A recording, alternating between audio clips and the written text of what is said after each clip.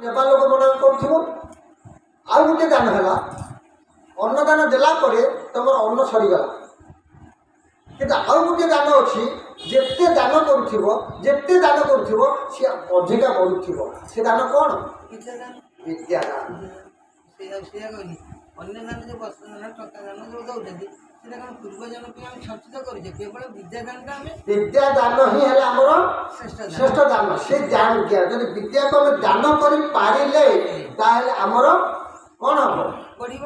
ଆମର ଜ୍ଞାନ ରୂପକ ଅଗ୍ନିରେ ସେ ଯେତେ ସୁବର୍ଣ୍ଣକୁ ଯେତେ ପୁଣ୍ୟ ଯେପରି ସେ ତାର ମଳି ଭାତ ତାର ଜ୍ୟୋତି ପ୍ରକାଶ ପାଉଥିବ, ସେଇ ପ୍ରକାର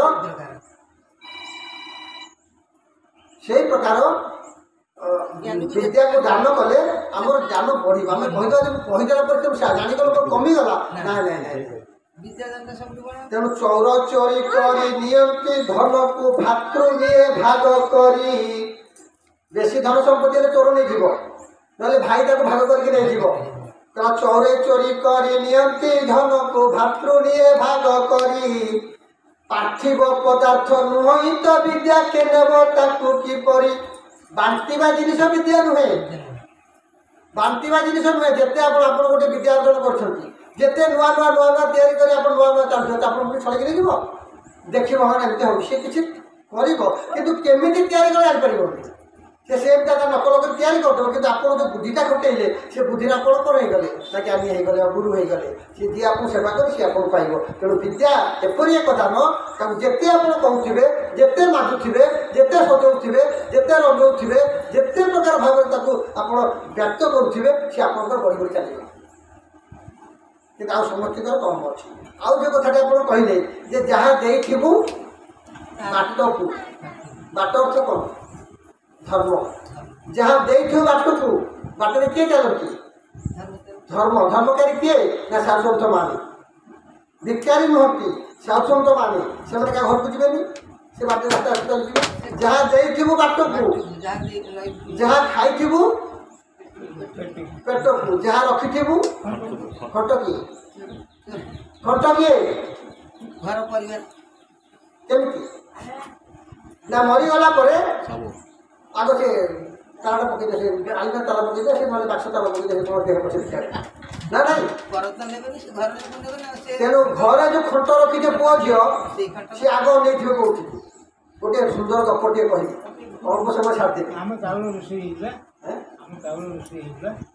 ଛାଡ଼ିଦେବା ପାଖରେ ଆଣିକି କହିଲୁ କଥା ବୋଲ। ଆମେ ଦେଖ ହରି ବୋଲ। ବାପ ମାଆକୁ ପଚାରିଲେନି, ବୁଢ଼ା ହେଇଗଲେ ବାପ ମା କ'ଣ କରିବେ? ଦି ପୁଅ ନାତି ନାତୁଣୀ ଅଛନ୍ତି, ଭାଇ ହଇରାଣ କରନ୍ତି, ଭାଗ ବାଟ କି? ମା ଯିବ ସିଆଡ଼େ, ବାପା ଯିବ ଇଆଡ଼େ, ବାପା ଯିବ ସିଆଡ଼େ, ମା ଯିବ ଇଆଡ଼େ। ସିଆଡ଼େ ଯଦି ମାଛ ଟିକେ କରିଥିବ ସିଏ ପୁଅ, ମା ଖାଇଲା ବେଳକୁ ସେ ଅନୁଚ୍ଛେଦ ବାପ କ'ଣ ମୁଁ କେତେ ଖାଇଦେବି ମୋ ନାଇଁ ଆଜି ମୁଁ ଖାଇବିନି, ମୋର ଆଜି ଅମେଇସା ସଂକ୍ରାନ୍ତି ପୂର୍ଣ୍ଣିମା ପୁରୀ ସେ ଭଲ ଲାଗିବନି। ତାହେଲେ ଗୋଟିଏ ଆତ୍ମା ତ।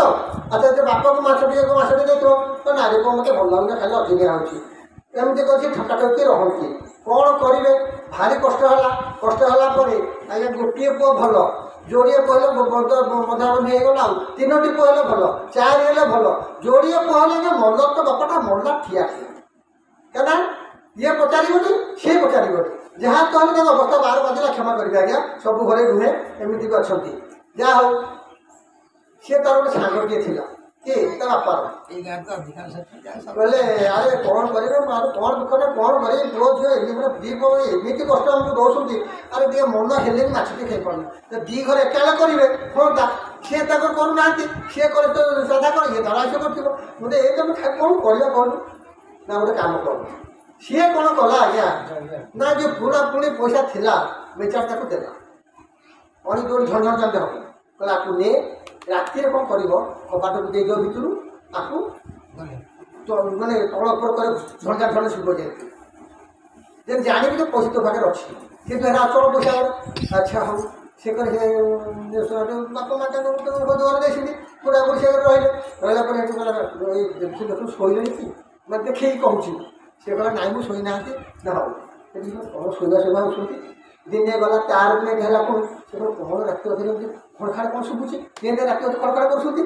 ଦିବିଆ ନୁହଁ, ଏବେ ଆମର ନଥିଲା କ'ଣ ଇଲେକ୍ଟ୍ରିକ୍ ନଥିଲା, ଏମିତି କରନ୍ତି। ଆଚ୍ଛା ହଉ, ସେ କାନ୍ଦିଲେ କ'ଣ ମା ବାପା ପଇସା ଅଛି ହଉ ହଉ ସେ ତାଳ ପକେଇଦିଅ ଚାଲ ଶୋଇବା ଏମିତି କରିକି ସେ ତାଳ ପକେଇକି ଗୋଟେ ବାଟ ଗୋଟେ ପାଖ ଭିତରେ ରଖିଦିଅ। ଇଏ ଚିନ୍ତା କଲେ ପୁଣି ସବୁଦିନ ସେମିତି କେତେ ହେଲା ନା 2000 ହେଲା ନା ଠିକ୍ ଅଛି ଆଜି ଏତିକି ରଖିଦିଅ। ଏମିତି କରି କରି ସେ ଆଜ୍ଞା 1,00,000 ଟଙ୍କା ପର୍ଯ୍ୟନ୍ତ ହିସାବରେ ରହିଲା। ଏ ପୁରା ଆନନ୍ଦ ତା ଆଉ 2-4 ଦିନ ପରେ ବାପାକୁ ମାଆକୁ ଏକାଠି ରଖି ଗୋଡ଼ ହାତ ଘଷା ଘଷି କରି ଖାଇବା ପିଇବା ଦେଇ ପୁରା ରେଡ଼ି ଆଉ କିଛି ହଉ ବାପୁ ବୋଉ ସେବା କରୁଛନ୍ତି ସିଏ ନାତୁ ସେବା କରି ପକଉଛି ବୋଉ ସେବା କରି ପକଉଛି ମା ଏଟା ଖାଇଦିଅ ମା ସେଟା ଖାଇଦିଅ ଚାଲିଲା ଏମିତି ଆଉ ଚାଲୁ ଚାଲୁ ଚାଲୁ ଚାଲୁ ଗୋଟିଏ ହେତୁ ସଫା ହେଇଗଲେ ମା ଚାଲିଗଲା। ମା ଯେ ଚାଲିଗଲା ବାପାକୁ ସେବା କଲେ କହିଲେ ବାପା କେତେ ଦିନ ବୁଝିବ ହଁ ଇଏ ବି ତାଙ୍କର ରାତି ହେଲେ 2-3 ଦିନ ପରେ ଥରେ ବରାବରି କରୁଛନ୍ତି କବାଟ ବନ୍ଦ ଭିତରେ ଦିଆହେଉଛି ଏଇ ଲୋଭରେ କେତେ ସେବା କଲେ ଆଜ୍ଞା କୁହନ୍ତୁନି ଆଉ ପୁରା ମାନେ ଯାହା କୁହନ୍ତି ଭଗବାନ ପରିକା ସେବା କଲେ। ବାପା ଚାଲିଗଲେ ଯେତେ ବାପା ଚାଲିଗଲା ଆମେ ଘଟ ତାଳ ପକେଇଦେଲେ ଘରଟାକୁ ନେଇ ଆସିଲେ ସାଙ୍ଗେ ତାଳ ପକେଇଦେଲେ ତାଙ୍କର ଦେହ ସଂସ୍କାର କଲା ତାଲା ଖୋଲା ହେଲାନି ଭୋଜି ଭାତ ଯାହା କହ ବାପା ତ ପଇସା ରଖିଛି ଆଉ କ'ଣ କେତେ ଟଙ୍କା ଲାଗିବ ହଁ ସିଏ 30-40 ହଜାର ଟଙ୍କା 1,00,000 ଟଙ୍କା ମଧ୍ୟ କହୁଥିଲା ବାପା 1,00,000 ଟଙ୍କା କରି ତମେ ନେଇ ଆସିଲା ପରେ ଦେଖ ପୁଣି ସୁହାଜି କରିଦେବା ଆଉ କ'ଣ ଧାର ଉଧାର କରି ବଣ୍ଡା ସଣ୍ଡା ପକେଇ ସବୁ ଜବାବ ଦେଇ ଧୁମଧାମ କରି ପ୍ରାୟ 2,000 ଲୋକଙ୍କୁ ଖୋଇଲେ। ସୁଧଗରାଗା ସରିଗଲା।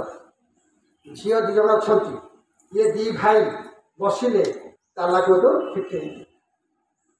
ଫିଟେଇଲା ପରେ ବାକ୍ସ ଖୋଲିଲେ ବାକ୍ସରେ ତାଲା ତ ନାହିଁ ସେ ତାଲାକୁ ଚୁଞ୍ଚେଇ ଦେଇଛି ସେଠୁ ବାଡ଼ିକି ଭାଙ୍ଗିଲା ପରେ ସେଠୁ ଗଣିଲେ ଦେଖିଲେ କ'ଣ ଅଛି କିଛି ନାହିଁ ଯାହା ଅଛି ସେ ଅଚଳ ପଇସା ମନ ଦୁଃଖରେ ମାରିବାକୁ ଚାହିଁଲେ କୁଆଡ଼େ ପଇସା ସୁଝିବା କ'ଣ କରିବା ଚିନ୍ତା କଲେ ଆଜ୍ଞା। ତାପରେ ସେଇ ଯେଉଁ ମଉସା ଜଣକ ଥିଲେ ତାର ସିଏ ଦେଖାଯାଏ ପୁଅ ସୁଧର ସରିଲା ହଁ ଆଉ ସୁଝାସୁଝି ସବୁ ହେଇଗଲା ସେ ଜାଣିଛି ତ ସବୁ ବୋଲେ ହଁ ଆଉ ବାପା ଚାଲିଗଲେ ଭଲ ସାଙ୍ଗ ଟିକେ ମୋର ଥିଲେ ନା ମଉସା ଗୋଟେ କଥା କହିଲେ ବାପା ଯୋଉଟା କଲେ ଠିକ୍ କଲେ ନା କ'ଣ କଲେ ନା ଗୋଟେ ମିଛରେ ଗୋଟେ ପଇସା ଖରଖାଡ଼ କରିକି ଆଣିକି ମୋତେ ଆମକୁ 1,00,000 ଟଙ୍କା ହିସାବ ଦେଲେ ଆମେ 50,000 ବର୍ତ୍ତମାନ ବାକି କରିକି ସୁଧର କାମ ସବୁ ଭଲରେ କରିଛୁ ଏବେ ସୁଝିବୁ କେମିତି ନାରେ ଆରେ ଅଚଳ ପଇସା ନା ହଁ ଆସୁନ ଦେଖିବ ପୁନେଇଲା କଲାରେ ହଁ ତ ଆରେ ତମେ ବାପାକୁ କ'ଣ କରୁଥିଲ କହିଲ ତମେ କ'ଣ ଚଳନ୍ତି ପଇସା ବାପାକୁ ମାଆକୁ ଯେଉଁ କଷ୍ଟ ଦେଇଛ ଚଳନ୍ତି ପଇସା ଅର୍ଥ ତମେ ଯଦି ଯୋଗ୍ୟ ସନ୍ତାନ ହେଇଥାନ୍ତ ତାହେଲେ ବାପାକୁ ଏଇ ପ୍ରକାର କଷ୍ଟ ଦେଇଥାନ୍ତ।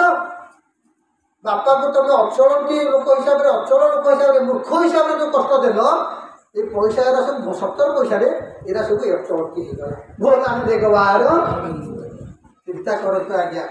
ଧନ କ'ଣ କରିପାରେ ଆଉ ଧନ କ'ଣ କରି ନପାରେ ତେଣୁ ଧନ ସାଥିରେ ମନ ଅଛି ଯାହା ଆପଣ ଦେଇଥିବେ ଧର୍ମକୁ ଦେଇଥିବେ ଯାହା ରଖିଥିବେ ଏ ଖତ ପାଇଁ ରଖିଥିବେ ତାଲା ପକେଇକି ହିସାବ କରିବେ ତାପରେ ଯାହା ବୁଝି ତାଙ୍କର ଭାବଧାରା ଥିଲା ତେଣୁ ସେ କାମ ତ କରିବେ ନାହିଁ। ଆପଣମାନଙ୍କ ପିଲାମାନେ ଯେଉଁମାନେ ଭାଗବତ ଶୁଣୁଛନ୍ତି ଯେଉଁମାନେ ଧର୍ମଗ୍ରନ୍ଥ ଶୁଣୁଛନ୍ତି ସେମାନଙ୍କୁ ସଦ୍ବୁଦ୍ଧି ପ୍ରଭୁ ଦେଇଛନ୍ତି ପରିବାର ଶାନ୍ତିରେ ରୁହନ୍ତୁ ପରିବାର ଆନନ୍ଦରେ ରୁହନ୍ତୁ ଏହିପରି ଭାବରେ ଆଜି ଆମେ ଏ ସମାଜକୁ ଦିଗ୍ଦର୍ଶନ ଦେଉଛେ ମାଧ୍ୟମ ହେଲା ଭାଗବତ କଥା କେଉଁଠି ଥିଲା ଆଜ୍ଞା ସ୍ନାନ କଥା ଥିଲା କଥା କେଉଁଠି ଥିଲା ଆମେ ଆଜି ବଳି କଥା କହୁଥିଲେ ସେଇଠୁ ପିଣ୍ଡ ବ୍ରହ୍ମାଣ୍ଡକୁ ଏକ ଜାଣିଲେ ପଣ୍ଡିତ ହେଲେ ଯେଉଁମାନେ ସେମାନଙ୍କର ବିଭିନ୍ନ ପ୍ରକାର କଳମୁଷକୁ ଜ୍ଞାନ ରୂପକ ଅଗ୍ନିରେ ଦଗ୍ଧ କରିଦେବେ ସେଇମାନେ ଜାଣିପାରିବେ ଯେ ଏ ସଂସାର କ'ଣ କେତେ ଦିନ ପାଇଁ ବଞ୍ଚିବା କେତେ ଦିନ ପାଇଁ ଆମେ ରହିବା। ଆଉ ଯେଉଁ କଥାଟି କହିଲେ ଯେ ଯାହା ଦେଇଥିବ ସେଇଆ ପାଇବ। ଆପଣ ତ ମୋତେ କ'ଣ ଦେଇଛନ୍ତି ଆପଣ ମୋତେ କ'ଣ ଦେଇଛନ୍ତି ନା ଆଉ ଆପଣ ମୋତେ ଶ୍ରଦ୍ଧା ଦେଇଛନ୍ତି ଭାବ ଦେଇଛନ୍ତି ଭକ୍ତି ଦେଇଛନ୍ତି ସ୍ନେହ ଦେଇଛନ୍ତି ଯାହାକି ଦୁନିଆର କେତେବେଳେ ତାର କମ୍ ନାହିଁ କମ୍ ତାର ଅଛି କିଛି ତାକୁ ଓଜନ କରିପାରିବା। ଆପଣ ସ୍ନେହ କେତିକି ଦେଲେ ମୋତେ ନା ସ୍ନେହ ଆସେ କେଉଁଠୁ ନା ଆମର କର୍ମରୁ ଆମର ପୁଣ୍ୟ ଆସେ କେଉଁଠୁ ନା କର୍ମରୁ ଧର୍ମ ଆସେ କେଉଁଠୁ ନା କର୍ମରୁ।